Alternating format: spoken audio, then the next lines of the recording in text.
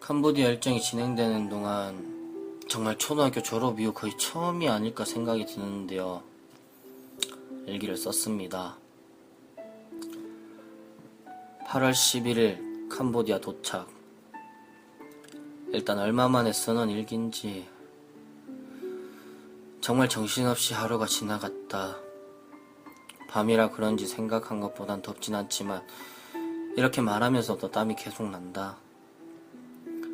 과연 내일부터 시작될 일정이 우리가 어떻게 대처할 수 있을지, 과연 하나님은 우리를 어떻게 사용하실지 걱정 반 설렘 반이다. 생애 첫 비전 트립. 근데 제일 싫어하는 어린이들을 상대한다니. 그래서 더욱 걱정이 된다. 하나님, 저에게 이곳의 아이들을 하나님의 사랑으로 품을 수 있는 마음을 허락해 주세요. 8월 12일 오전 가정방문 리서치. 아이들의 눈이 너무 맑았다. 티 없이 웃어주고 우리 행동을 따라하며 같이 웃는 아이들이 너무 예뻐 보였다. 참고로 이 말 하고 있는 사람, 바로 전날 그리고 아침 묵상 때 기도하고 또 기도 부탁하던 애들 진지하게 싫어한다고 하던 그 인간. 하지만 그 집에서 리서치를 하며 알게 된 것은, 아프다고 말씀하시는 분들은 기본으로 백페인에 척추가 휘고 아파서 일어나지 못하는 사람들이 병원은 거의 못 가고 라벨도 없는 약을 사 먹거나 그마저도 못하는 사람들이 많았다. 그나마 지금은 다행이란다.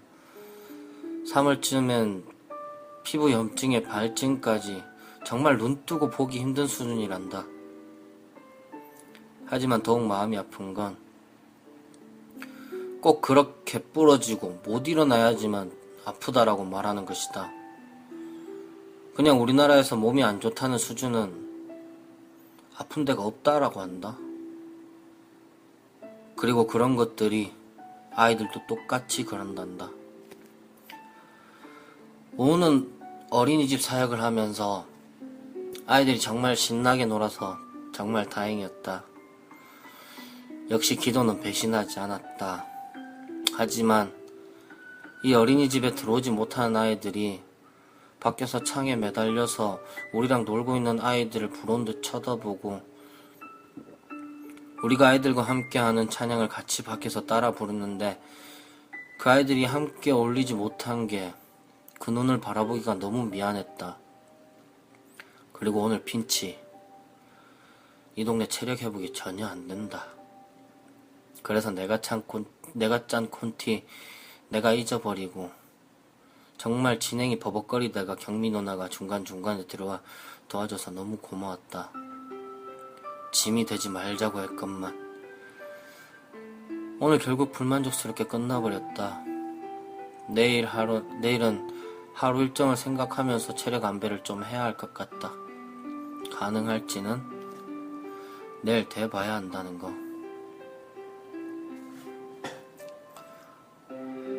8월 13일 박홍 여름 성경학교.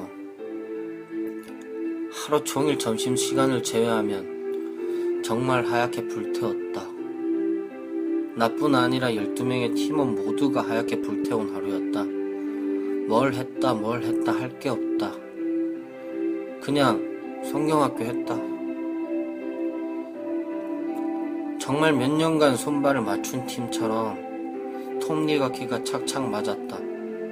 한 가지 순서를 하고 모두가 다 덤볐다가 끝날 즈음 다시 다음 타임 준비하면서 마무리가 되면 다시 다음 순서에 진행이 되는 단기 선교사님들 말, 이 팀 너무 빡세다. 정말 우리가 준비한 것에 비해서 물 흐르듯 흘러가는 하루였다. 180명 가까운 아이들과 뛰어놀고 뒹굴고 함께 율동하면서 찬양할 때 어제처럼 힘들지 않을까 걱정도 했지만 정말 거짓말처럼 하나도 힘든 게 없었다. 더욱 좋았던 것은 오늘은 밖에서 부러운 눈으로 쳐다보는 애들이 없었다. 왜냐하면 그 아이들이랑 같이 안에서 놀았으니까. 8월 14일 CM립 사무엘하우스. 정말 마지막까지 긴장을 놓칠 수 없었던 하루였다. 오전에는 애들이 오히려 우리를 관찰하는 것 같았다. 그래서 조금은 불쾌하기도 했고, 박홍의 아이들보다 나름 도시에 산다고 예의도 없는 그런 면도 있어 보였다. 하지만 오후에는 오히려 먼저 마음을 열고 우리에게 집중을 해줘서 너무 고마웠다. 지난 3일간 만난 200명이 넘는 아이들, 솔직히 다 기억나진 않지만 내가 한국에서 태어난 사실에 대해서 머리 틀라고 처음으로 감사했다.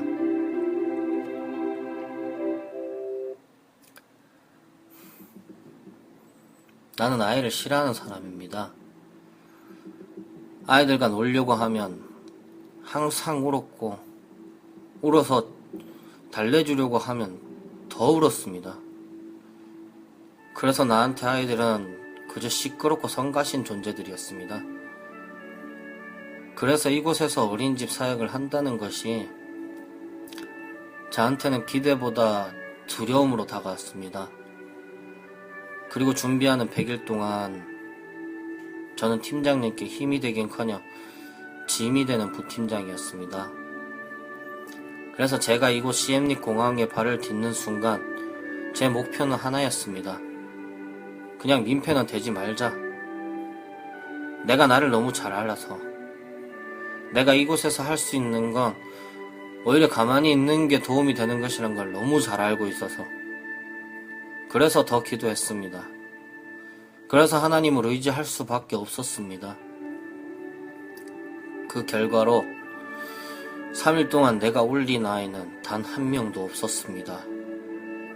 그리고 우리 11명의 팀원들이 정말 3년 정도는 손발을 맞춘 팀처럼 잘 맞았고, 한 가족처럼 필요할 때 맞춰서 채워주는 것을 저는 보았습니다. 저는 정말 한 게 없습니다. 그리고 뭔가 할 자신도 없었습니다. 하지만 하나님의 선한 도구이고 싶었습니다. 언제 또 이런 기회가 올지는 모르겠습니다. 하지만 기회가 오든 오지 않든 내가 이곳에서 받은 은혜, 이곳에서 느낀 하나님의 사랑은 평생 잊지 않고 간직하고 싶습니다. 사실 이렇게 얘기하고 싶었다. 마지막 날 밤에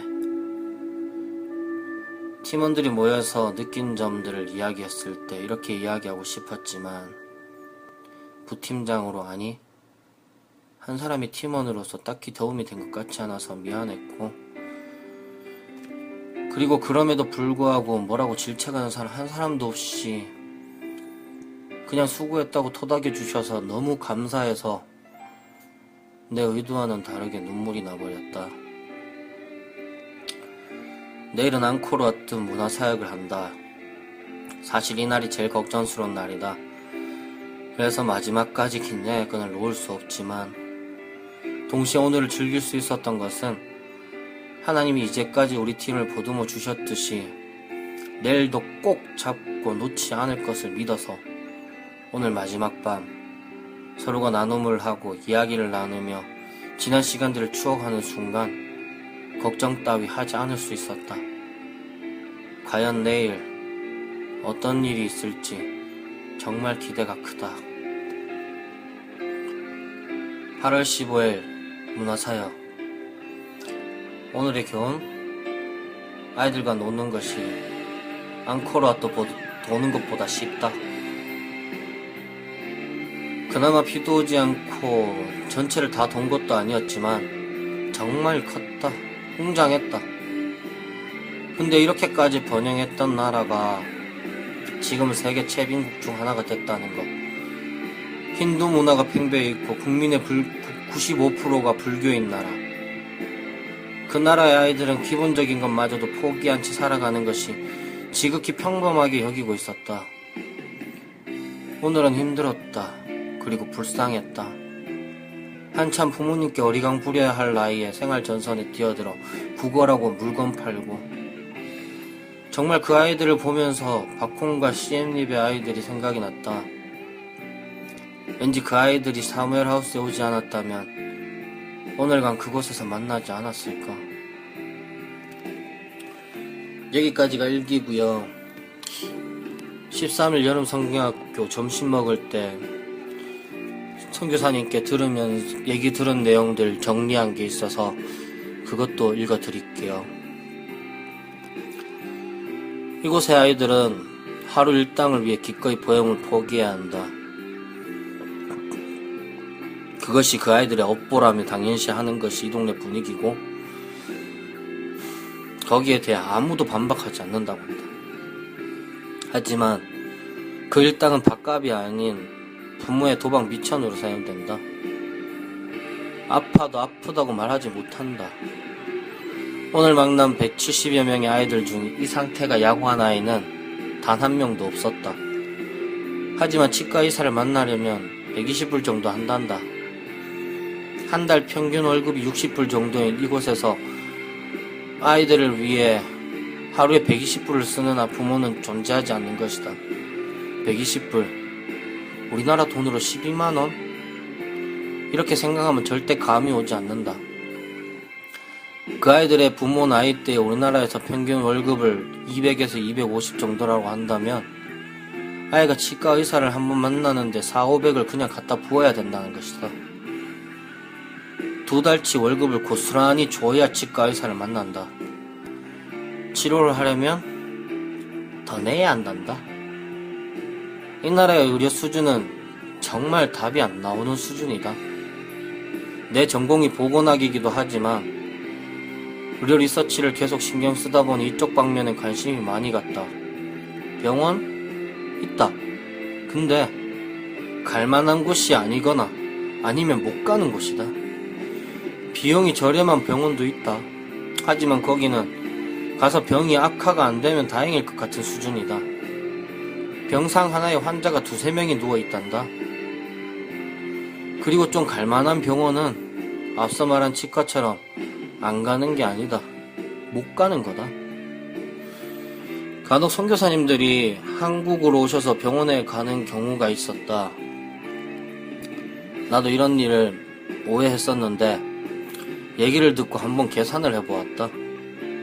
계산해보니 선교사님들이 한국까지 비행기 타고 오셔서 치료를 하는 것이 돈이 많아서가 아니다. 돈을 아끼려는 것이다. 왜냐하면 이 동네 병원 그나마 살 수 있는 곳으로 가려면 돈이 엄청 나간다.